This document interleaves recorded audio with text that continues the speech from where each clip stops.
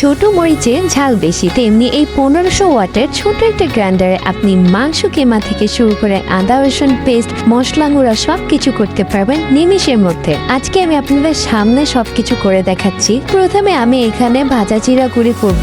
নিমিষের মধ্যে মিহি গুঁড়ি হয়ে গেছে, দেখছেন? এই গ্রাইন্ডারটা একদম জার্মান টেকনোলজি দিয়ে করা, সাথে একটা কেবল থাকবে এবং ভিতরে একদম স্টেইনলেস স্টিল।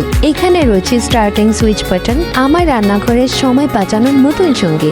এবার এটাতে আমি আদা রসুন পেস্ট করে দেখাবো। একদম নিমিষের মধ্যে এত মিহি পেস্ট হয়ে যাবে এটা আমি ভাবতেও পারিনি। চলুন এবার মাংস কিমা করে দেখাই। অনেক সময় বড় বড় গ্রাইন্ডারে মাংস কিমা হতে চায় না ভালোভাবে। এই ছোট একটা গ্রাইন্ডার যেটাতে এত ইজিলি সবকিছু ব্লেন্ড করা যায়, কতটা দ্রুত সময়ের মধ্যে আমি সব কাজ শেষ করে ফেললাম।